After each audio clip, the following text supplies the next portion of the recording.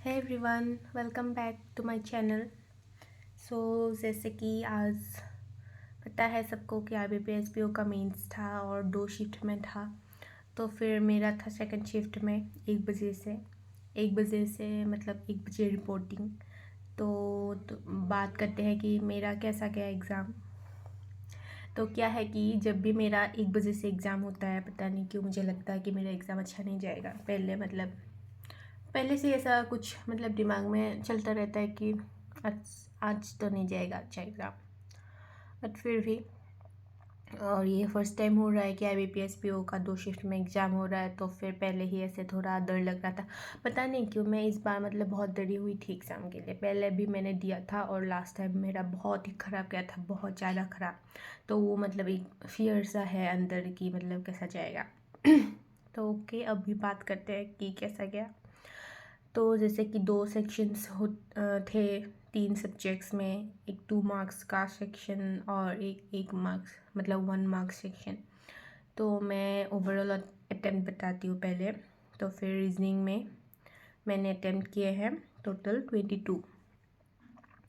तो मैं पहले जैसे ही सेक्शन खुला तो मैंने पहले ही 2 नंबर वाले नहीं उठाए। मुझे लगा कि 1 नंबर वाले करते हैं।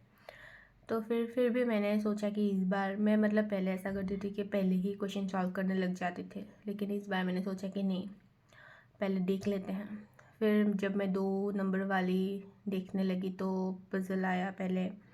फिर क्या था अभी ठीक से याद भी नहीं है, लेकिन हाँ मैंने स्किप किया। फिर मैं गई 1 मार्क्स के सेक्शन में। तो वहाँ पे एक पज़ल मुझसे बन गया, जो मतलब 1 नंबर का था और ऐसे नॉर्थ साउथ फेसिंग रो में 5 5 ऐसे करके थे। तो उसमें मेरा बन गया। तो फिर थोड़ा कॉन्फिडेंस आने लगा क्योंकि लास्ट टाइम एक भी पजल नहीं बना था।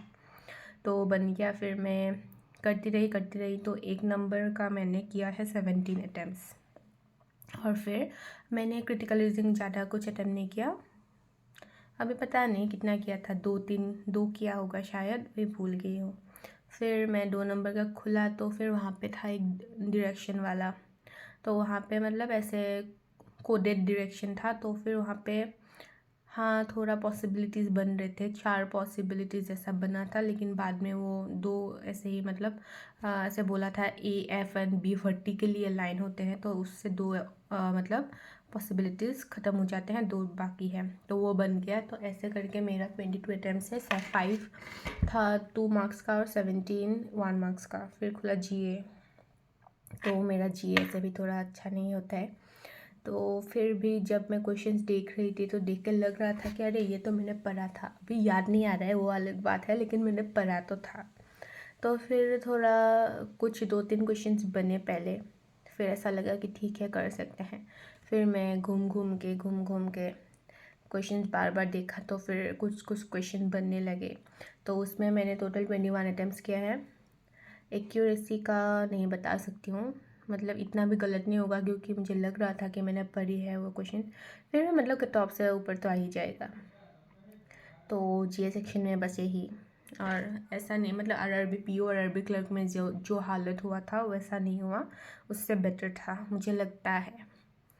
फिर खुला इंग्लिश और मुझे लगता है कि मेरा इंग्लिश सही सही जाता है, लेकिन अभी मतलब मुझे पैराजम्बल में प्रॉब्लम है। मैं जब भी घर पे भी अगर मैं सॉल्व करती हूँ तो मेरा पैराजम्बल में मतलब गलत हो ही जाता है। तो जब मैंने सेक्शन इसमें भी मैंने सेक्शन मतलब 1 मार्क्स का जो क्वेश्चन था वो सॉल्व करने के लिए मैं जाने वाली थी। तो वहाँ पे गई तो पहले ही क्वेश्चन था कि वो वाला पैराजम्बल का था। उसमें मतलब पैराजम्बल भी था, कॉम्प्रिहेंशन भी था, ऐसे मिक्स करके वो लोग ने दे दिया। तो फिर मैंने सोचा अरे ये तो नहीं करना है, ये तो स्किप ही करना है। फिर मैं 2 मार्क्स में गई थी। तो वहाँ पे मतलब कुछ कुछ क्वेश्चंस बने। अभी मैं भूल गई हूँ कौन सा क्वेश्चन कहाँ पे था, लेकिन 2 मार्क्स में क्वेश्चन में कुछ कुछ बने। तो फिर मैंने फिर 2 मार्क्स का क्वेश्चन ज़्यादा तो नहीं किया था, जो जो बने वो किया। फिर मैं सेक्शन 1 में आई। आके मैंने सोचा कि कॉम्प्रिहेंशन जितना भी है सब स्किप करते हैं, जो जो एक मतलब 1 लाइनर से वो सॉल्व करने हैं। उसमें बस मतलब क्या 5 6 क्वेश्चन ही बने होंगे, फिर तो पूरा क्वेश्चन मतलब सेक्शन ही ख़त्म हो गया, मतलब मैक्सिमम कॉम्प्रिहेंशन ही था उसमें। तो फिर मैंने कॉम्प्रिहेंशन पढ़ा, लास्ट में जो 2 था वो बन गया था, कुछ बीच में 1-2 क्वेश्चन मैंने स्किप किया होगा, तो उसमें भी ओवरऑल उसमें 22 ही रहा। 18 मैंने 1 मार्क्स का किया है, 4 मैंने 2 मार्क्स का किया है। एंड देन खुला क्वांट्स। तो क्वांट्स खोलते खोलते ऐसा हो जाता है कि मेरा दिमाग काम नहीं करता। मेरा मतलब दिमाग का पावर इतना नहीं है कि मतलब चक्कर आने से ऐसा लगता है मुझे, पता नहीं क्यों। अभी तो हर एग्ज़ाम ही इतना लेंदी ही होता है, लेकिन मुझे ऐसा होता है कि मुझे चक्कर आता है। तो फिर जहाँ गई तो 2 मार्क्स तो सीधा स्किप किया, 1 मार्क्स मैं करने लगी, तो वहाँ पे जो DI था वो इजी था, वो बन गया, तो थोड़ा कॉन्फिडेंस आने लगा। तो फिर मैंने सोचा कि चलो 1 नंबर का ही उठा लेते हैं, ज़्यादा मतलब लालची नहीं बनते हैं। तो फिर मैंने जब किया तो फिर मैंने 1 मार्क्स का जो भी 10 क्वेश्चन था पूरा बना लिया, बट लेकिन उसमें मेरा बहुत टाइम चला गया था। फिर मैं आई 2 मार्क्स के क्वेश्चन में, मैंने पूरा मतलब मैंने क्वेश्चन देख के ऐसा लग रहा था कि ये तो बन जाएगा, लेकिन मैं बना नहीं पा रही थी। मेरा दिमाग थोड़ा मतलब स्लो काम कर रहा था, मैं ऐसे ऐसे करके बैठी थी, मुझे पता था कि ये बन जाएगा, लेकिन फिर भी मैं मतलब पता नहीं क्या हुआ, नहीं हुआ मुझसे। और मैंने 2 मार्क्स का एक ही क्वेश्चन अटैम्प्ट किया, तो टोटल क्वेश्चन 11 अटैम्प्ट किया तो हो गया। तो मेरा ओवरऑल अटैम्प्ट हुआ 76, लेकिन अगर 2 मार्क्स का अगर मार्क्स काउंट करूँ तो फिर मेरा हुआ है 86। फिर आया डिस्क्रिप्टिव। तो डिस्क्रिप्टिव में मुझे लगा था कि आएगा मैनेजर का, मतलब मैनेजर का लेटर तो आता ही है कि बैंक मैनेजर को लिखो, वो ही मैंने सोचा था कि जो भी आ जाए मैं वही लिखूँगी, लेकिन ऐसा नहीं हुआ। पुलिस स्टेशन को लिखने के लिए बोला, एक कंपनी को कुछ इवेंट ऑर्गेनाइज कर रहे थे उनको लिखने के लिए बोला, लेकिन मैनेजर को बोला था कि मैनेजर को लेटर लिखो कि बल्क में हमको टिकट चाहिए, ऐसा करके। एंड लास्ट में और कौन सा वाला था मैं भूल गई।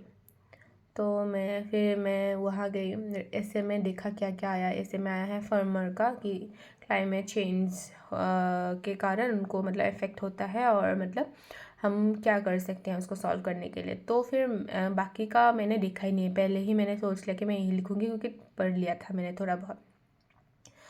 फिर मैं आगे लेटर लिखने, मैंने मतलब ऐसे का 2 टॉपिक देखा था, लेकिन मैंने डिसाइड कर लिया था मैं यही लिखूँगी।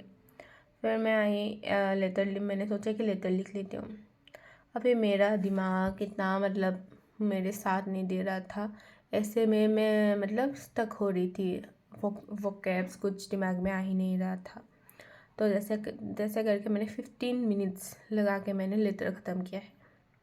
फिर जब मैं ऐसे लिखने गई तब तक मतलब मुझे मतलब थोड़ा ज़्यादा टाइम चाहिए था, तो मैं फार्मर्स में लिखना स्टार्ट किया। उसमें भी मुझे वोकैब्स का थोड़ा दिक्कत हुआ कि वोकैब्स क्या लिखूँ, क्या नहीं आ रहा था। फिर भी लिखा, कुछ ना कुछ करके लिखती रही, फिर लेकिन मेरा मतलब 70+ वर्ड्स रह गया। तो अभी मुझे नहीं पता इसका रिपरकशंस क्या होंगे। तो अगर मुझे तो लगता है कि बाकी सेक्शंस का तो निकल जाएगा, लेकिन अभी अगर डिस्क्रिप्टिव ने अगर रुक गई मैं तो बात भी कर सकता है। तो फिर ऐसा रहा मेरा सेल्फ गिवन एनालिसिस, ये रहा। आप लोग बताना कैसा रहा। अभी मुझे बहुत हेडेक भी हो रहा है, मैं सोची थी कि कल बनाओ, फिर मैंने सोचा कि नहीं, प्रोक्रेस्टिनेट नहीं करना है, ख़त्म करने हैं, क्योंकि अभी UBI का भी एग्ज़ाम है, LBO का मैंने भरा है, वो 4th को है, तो कल तक नहीं रखते हैं, अभी बना देते हैं, इसलिए बना दिया। तो आप लोग बताना आप लोगों का कैसा गया। यही रहा मेरा एग्ज़ाम। पता नहीं, अभी किसी का एनालिसिस नहीं देखा है, अच्छा गया कि बुरा गया। तो फिर आप लोग बताना कैसा गया आप लोगों का। बाय।